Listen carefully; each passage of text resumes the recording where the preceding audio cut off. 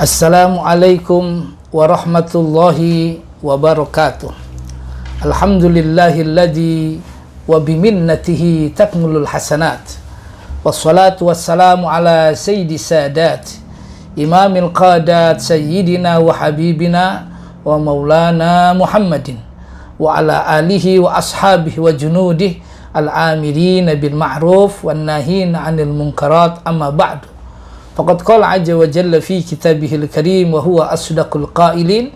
A'udzu billahi minasy syaithanir rajim. Bismillahirrahmanirrahim. Wa idz ta'adzana rabbukum la in syakartum la azidannakum wa la in kafartum inna 'adzabi lasyadid. Shadaqallahul azim. Puji syukur kita panjatkan kepada Allah, salawat berserta salam kita sanjungkan selalu kepada baginda Rasul Nabi kita Muhammad sallallahu alaihi wa alihi wasallam. Ikhwani jamaah rahimakumullah, para talaba al-khirijin al-khirijat, mari mengawali kajian kita baca Fatihah kepada musannif hadzal kitab wa ila asatid ustadzat ala hadihinniya wa alaman wa salafus salih wa ila sahib hadzal kitab wa ila asatid ustadzat lahumul Fatihah. A'udzubillah.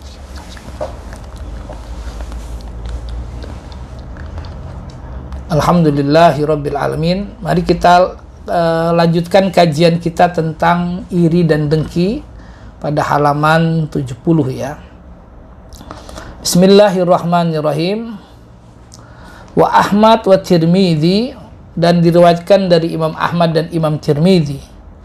Dabba ilaikum da'ul umam. Dabba telah menjalar ilaikum kepada kalian semua apa da'ul umami, penyakit umat-umat qablikum sebelum kalian. Apa itu? Al-hasada, yaitu dengki, wal bagdha, dan benci, iri dan dengki dan kebencian. Hiyal halifah, bermula hasad dan bagdha itu halifah, akan mencukur. Halifatud din, yaitu mencukur agama. La halifatus sya'ri, bukan mencukur rambut. Waladi nafsi Muhammadin biyadih, demi jiwa Muhammad yang ada di tangan Allah. La tadkhulul jannah, la tadkhulu, tidaklah akan masuk siapa kalian semua al jannah, akan surga, hatta tu'minu, sehingga kalian beriman kepada Allah. Wala tu'minu, dan tidaklah beriman siapa kalian kepada Allah, hatta tahabu, sehingga kau saling mencintai. Afala unabbiukum, maukah engkau aku berikan kabar kepada kalian semua, bisain, dengan sesuatu. Idza fa'altumuhu, jika mengerjakan siapa kalian semua hu akan syai', tahabbtum, maka kalian akan saling mencintai. Apa itu ya Rasul? Absus salam, sebarkanlah salam, bainakum, di antara kalian semua. Au kama qala Nabi sallallahu alaihi wa alihi wasallam. Para pemirsa yang dimuliakan Allah, ini hadis riwayat Imam Ahmad dan Tirmidzi. Mudah-mudahan menjadi pelajaran dan kajian kita buat dalam kehidupan kita sehari-hari ini. Mengapa? Karena kata Nabi, dabba ilaikum da'ul umam. Sungguh penyakit umat-umat terdahulu itu sering menjalar di antara kita. Kadang memang itulah kejelekan ya akhi ya. Maka beberapa nasihat yang kita dengar dari para ulama-ulama kita, ada namanya sodako jariyah. Artinya sodako yang terus mengalir pahalanya di saat orang yang bersangkutan sudah terbujur kaku di liang lahat. Karena amal baiknya, karena amal solehnya, dia terus mendapat amal baik, kiriman amal. Gara-gara dari amal baik dan amal soleh dia ketika di dunia, orang masih mengikuti dan masih menggunakan amal-amal perbuatannya, maka yang bersangkutan disebut dengan mendapat sodako jariyah. Tetapi ingat, di samping sodako jariyah, ada juga orang-orang yang melakukan kejahatan. Ya, ada orang-orang yang melakukan perbuatan-perbuatan hina. Perbuatan hina lalu diikuti oleh pengikutnya, menghasilkan dosa, menghasilkan maksiat, maka ini juga menjadi jariyah dosa. Dia terbujur kaku di dalam kubur, tapi dia terus dapat siksa gara-gara orang yang mengikutinya mengajar, mengamalkan amalan jahat dia. Na'udzubillah, summa na'udzubillah min dzalik. Dan itu kata Nabi, dabba ilaikum, memang itulah yang menjalar kepada kalian semua penyakit umat. Apa sih? Al-hasad wal baghdha, dengki sama benci. Ya. Dengki sama orang sukses. Ada orang kalau senang tuh benci, kalau ada orang bahagia tuh kita benci, dengki. Kan geblek itu. Padahal dia bukan siapa-siapa kita. Alah, paling juga loh. Dia udah gitu, alhamdulillah, lu bisa apa gitu loh. Kalau dia muslim, coba bantu minimal. Ya Allah, orang ini baik, Masya Allah, sukses. Nggak tahu siapapun di belakang atau sebab apanya. Semoga kau berikan nih kekuatan menerima amanat ini, ya Allah. Tuh, malah semestinya begitu ya, akhi. Jangan didengkiin, diirin, apalagi dia juga bukan siapa-siapa kita. Apalagi juga siapa-siapa kita, jangan. Sekali lagi, temenkah itu, teman sejawatkah itu, teman sepekerjaankah itu, apalagi saudara, sukses, doanya dengan tulus. Ya Allah, temanku, saudaraku, adikku, kakakku sudah sukses, semoga dia sabar dalam kesuksesan ini, dia selamat ya Allah. Itu insya Allah orang yang ngelihat kita senang, kita ngelihat dia senang. Jadi kebalikan begini ya, ya. Kalau ada orang dengki sama kita, nih orang dengki kita, walaupun mungkin bahasanya dia tidak tahu, atau tidak mengucapkan, tidak memberikan verbal kata, gue gedek sama lu misalnya, nggak begitu banget. Tapi kita secara nurani, kalau orang dengki sama kita, sama hati kita udah bilang, ya nih orang, ada aja tuh kita bisa nggak senang sama dia, ya. Itu udah pasti dengan sendiri, karena ruhani kita nggak bisa dibohongi ya, ada orang dengki, apalagi yang pura-pura, itu biasanya ya kita mungkin melihat dia dengan penampilannya atau dengan ucap kata yang tertata rapi, ya, seolah-olah dia memuji Sanjung padahal dia sedang menikuk kita misalnya. Kita sesungguhnya secara nurani, apalagi kita mudah-mudahan diberikan bahasa kita dilinulih yang luar biasa dalam pandangan ilahi, kita akan diselamatkan oleh Allah. Karena kita sendiri nggak senang sama dia, ya. Kita nggak senang sama dia. Kenapa? Karena ya tadi tuh hatinya busuk, hatinya nggak bagus. Nah, Nabi SAW mengatakan, orang dengki itu dia sudah terjangkit penyakit-penyakit dahulu. Maka saya pernah katakan, Qabil itu membunuh Habil gara-gara dengki. Qabil punya bininya jelek, si Habil bininya cakep. Karena dengki itu, ya. Dari dengkinya apa? Dia protes kepada Nabi Adam. Kata Nabi Adam, loh ini udah aturan Allah, kenapa harus dengki anakku? Sekarang begini, ada firman dari Allah Subhanahu wa Ta'ala, supaya engkau dilihat siapa di antara kalian yang bagus dan tulus, Allah suruh kalian berkorban. Tuh, suruh berkorban tuh. Si Qabil ketepatan kerjanya nih ya, di antara anak putra Nabi Adam itu, Qabil itu kerjanya dia berkebun, ya, tanam-tanaman. Kalau si Habil ternak.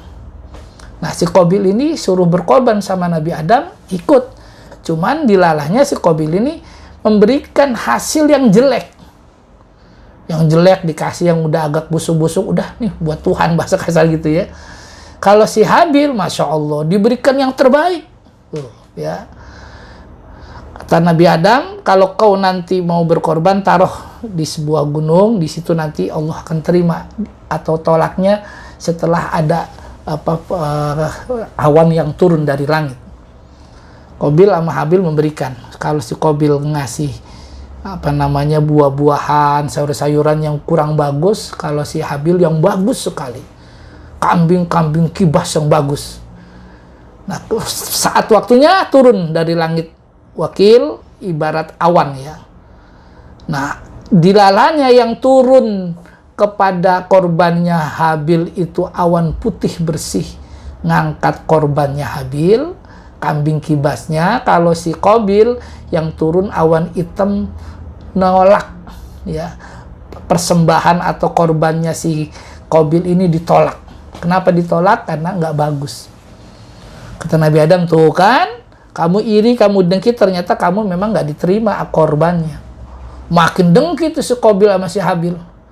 Akhirnya satu saat terjadilah naudzubillah pembunuhan awal manusia yang dilakukan oleh Qabil terhadap saudaranya Habil gara-gara iri dan dengki urusan cewek, ya kan? Nah, singkat cerita, maka ketika terjadi penyembelihan putranda Ismail oleh Ibrahim, itu korbannya Habil dikembalikan oleh Allah ya, dikembalikan oleh Allah saat Ismail sudah terlentang, sudah Allahu Akbar, Allahu Akbar, walillahilhamd, isi Ibrahim sudah pasrah, sak dipotong. Masya Allah, tabarakallah, yang terjadi Ismail tetap berdiri tegak di samping ayahnya, yang ternyata yang terpotong itu adalah kambing kibas yang bagus.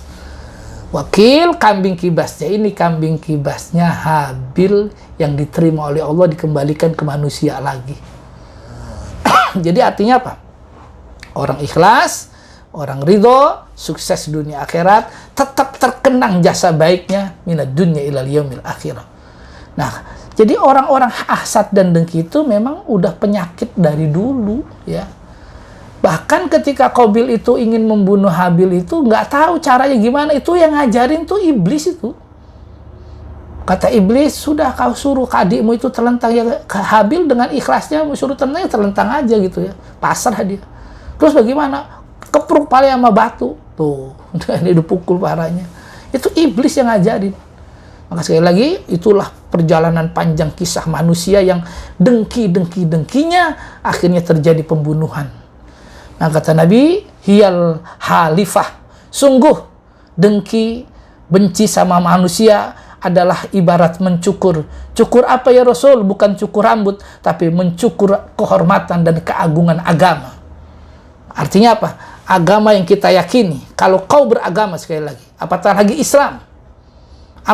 Islam, tidak pernah mengajarkan kita untuk dengki sama manusia.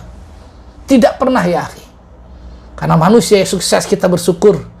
Bahkan umat manusia ini diajarkan oleh Allah Subhanahu sebagai negara muslim atau sebagai umat Islam, ayo tolong mereka yang rendah, bantu mereka yang terhina, angkat mereka yang ternoda, biar semua diampuni di hadapan Allah Subhanahu wa taala dengan kemuliaan Islam wal muslimin. Itulah sebabnya baginda Rasul Muhammad sallallahu alaihi wasallam diutus oleh Allah hanya mengatakan innama bu'itsu liutammima makarimal akhlak. Sungguh aku diutus oleh Allah untuk menyempurnakan akhlak. Akhlak itu yang bagaimana? Terhindar dari dengki, dari iri, dari hasud, dari menganggap orang hina, dari menganggap orang celaka, dari menganggap orang saingan. Tidak, semua orang adalah mitra terbaik buat kita. Semoga kita bisa amalkan ini ya akhi. Amin ya rabbal alamin. Kata Nabi, hiyal halifah, dia mencukurnya cukur kehormatan agama, bukan sekedar nyukur rambut. Maka Nabi bersumpah, walladzi nafsi Muhammadin biyadih, demi jiwaku Muhammad yang ada di genggaman tangan Allah Subhanahu wa taala. Ini sumpah Nabi nih ya, ya. La tadkhulul jannah, kalian tidak akan masuk surga hatta tu'minu. Surga hanya diizinkan oleh Allah buat orang yang beriman. Kalau kita masuk surga, catatannya iman. Kata Nabi, wallahi surga ini bukan tempat mereka yang dengki, yang hasud, yang apa suka bikin huru hara, enggak. Allah haramkan surga buat mereka karena orang beriman tidak pernah ada dengki. Dilanjutkan, wala tu'minu hatta tahabu, tapi ingat, kau tidak akan beriman dengan baik dan berimanmu tidak akan pernah menjadi ahli surga hatta tahabu, sehingga kau saling cinta. Masya Allah, saling cinta ya akhi, saling cinta di antara kita.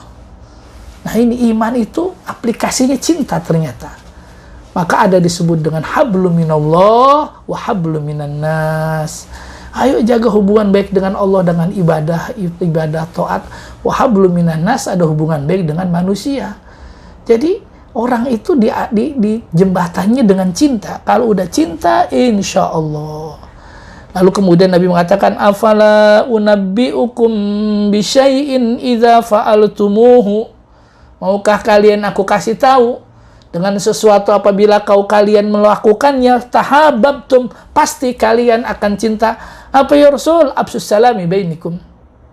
Kata Nabi, mau nggak saya kasih tahu cara, kalau kau lakukan pasti kau cinta. Pasti ada cinta di antara kalian. Apa ya Rasul? Absus salam. Coba sebarkan, luaskan salam. Salam dalam artian secara verbal, assalamualaikum warahmatullahi wabarakatuh. Itu secara verbal. Tapi hakikatnya assalam bi'manal am, damaikan dunia ini, sejahterakan dunia ini, tentramkan dunia ini. Usaha apapun Anda silahkan, tapi terbesit dalam hati, ya Allah, ridhoi usahaku karena aku ingin ngangkat derajat teman, sahabat, bahkan negeri ini dari kemiskinan dan kefakiran.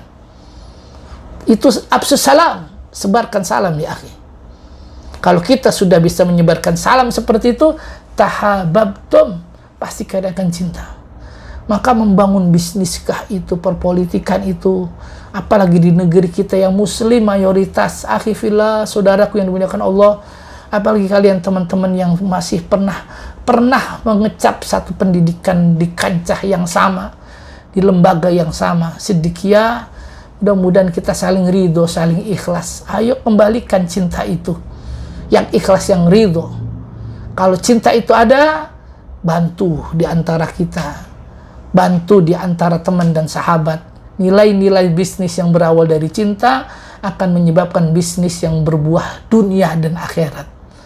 Tapi kalau sudah berawal dari kebencian, kedengkian, ya, persaingan-persaingan yang nggak jelas, yang nggak sehat, jegal sana, jegal sini, Anda setan ya akhi, naudzubillah min dzalik, setan itu. Gimana Anda bisnis tapi Anda menjegal teman, menjegal saudara? Jangan. Kata Nabi, absus salam, salam, sebarluaskan salam. Ya verbal kata, ketemu teman, assalamualaikum, masuk ruangan, assalamualaikum, itu memang secara verbal. Bahkan kata Nabi SAW, kalau kita masuk kamar, masuk tempat, masuk ruangan, nggak ada orang, baca aja salam. Nanti malaikat yang jawab salam kita. Ya. Bahkan kalau di mana ada ucapan salam, kita jawab, kecuali kita dalam WC, nggak boleh. Nah, artinya memang salam itu kita ngucapinnya sunnah, jawabnya wajib. Nah, jawabnya ini doa buat kita. Maka kalau orang-orang yang suka baca salam, yang suka menggunakan salam lalu dijawab oleh orang banyak, itu keuntungan buat mereka loh ya akhi ya. Kenapa? Karena dia sendiri ngucapin tapi dijawab salamnya mau beribuan orang. Bahkan ketika kita lewat kuburan, ya, kita sunnah mengucapkan salam, walaupun beda salamnya, assalamualaikum ya ahlul kubur, kan begitu. Dijawab sama ahli kubur tuh.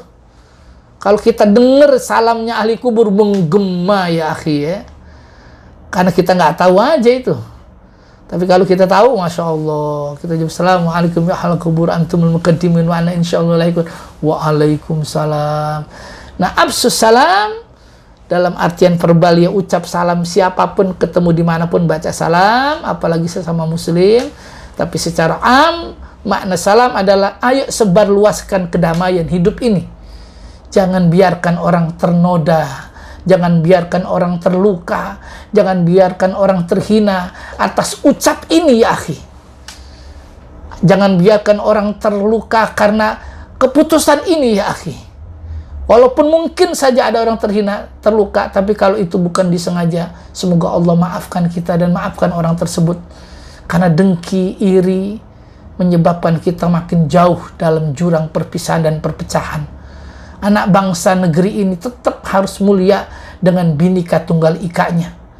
Kaki Garuda Pancasila diikat dengan kata Bhinneka Tunggal Ika, itu maksudnya apa? Sekuat apapun terbang kita, ikatan kaki Garuda itu Bhinneka Tunggal Ika, bermacam-macam bangsa, bermacam-macam suku, silakan masuk negeri ini. Kau diikat dengan Pancasila, yang muslim Pancasilanya bermakna awal la ilaha illallah Muhammad Rasulullah, karena kita berketuhanan yang Maha Esa. Tapi ikatan kakinya Bhinneka Tunggal Ika, kita terima perbedaan ini. Dan itulah absus salam. Sebarluaskan salam, berikan kedamaian. Akhrajal Baihaqi, telah mengeluarkan hadis siapa? Al-Baihaqi, Imam Baihaqi. Anna Allah Ta'ala, sesungguhnya Allah Subhanahu wa Ta'ala itu yatali'u, menampakkan ala ibadihi, atau memperlihatkan ala ibadihi pada hambanya lailatan nisfi min Sya'ban, pada malam nisfu Sya'ban.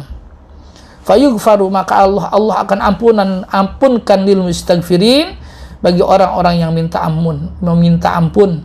Wa yurhamu, dan akan disayangi atau dirahmati al mustarhimin, bagi orang-orang yang saling sayang dan cinta.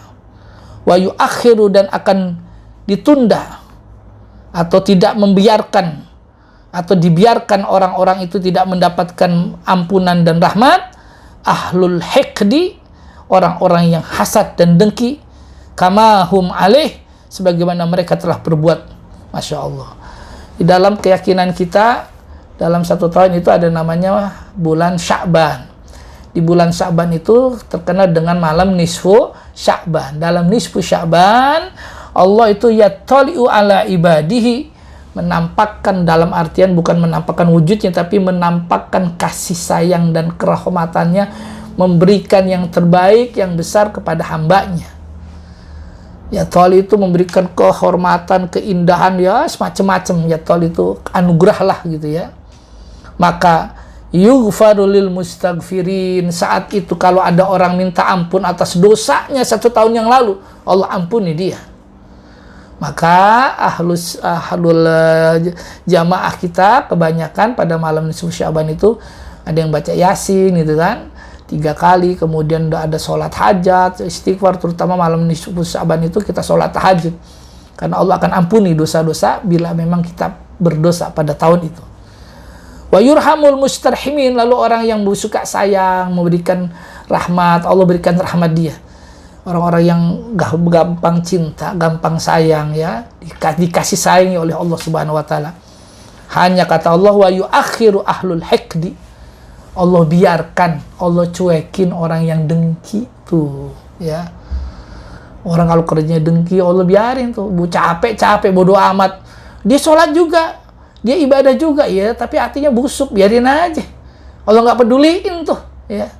Naudzubillah min dzalik. Jadi hati yang grundel, ya, yang terikat dengan kedengkian, nggak senang orang senang, tapi senang orang susah.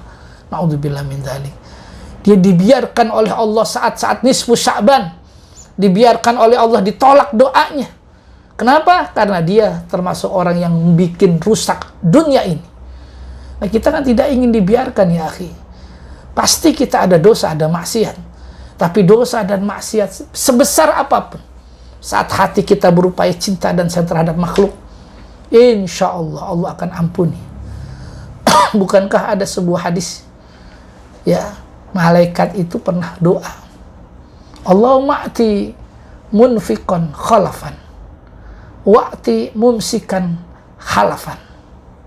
Masya Allah, ini doa nih, ya Allah, berikan orang yang suka memberi ganti yang berlipat ganda, tapi berikan orang yang pelit celaka. Apa nggak dasar ini, akhi, ya? Ini yang doa ini malaikat ini. Kenapa? Karena orang yang memberi itu cinta, sayang. Hakikatnya dia sedang menjadi wakil Allah di dunia. Maka di rumah tangga kita kalau ada kucing, ada ikan yang kita kasih makan, itu rahmat, ya akhi. Mereka berdoa karena senang. Ya Allah, kata bahasa kitanya, saya hidup di rumah ini kok senang ya, airnya bersih, jernih, kasih makan, kucing pun begitu. Mereka menjadi rahmat.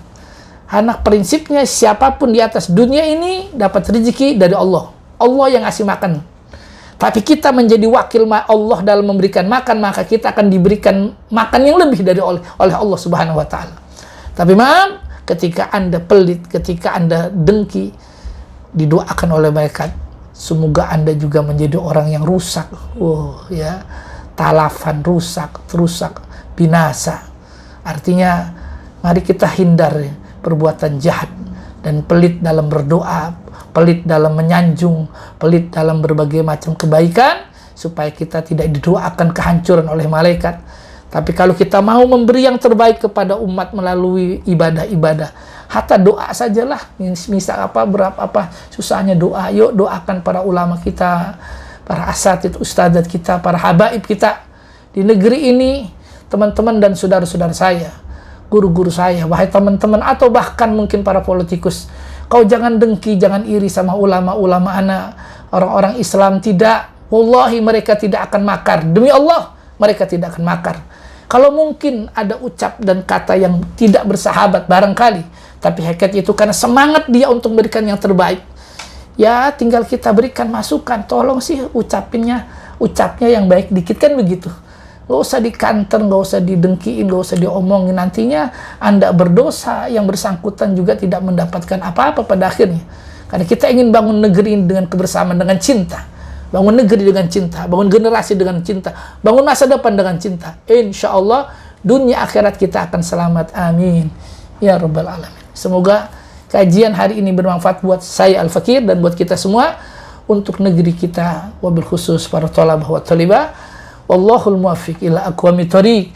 Wassalamualaikum warahmatullahi wabarakatuh.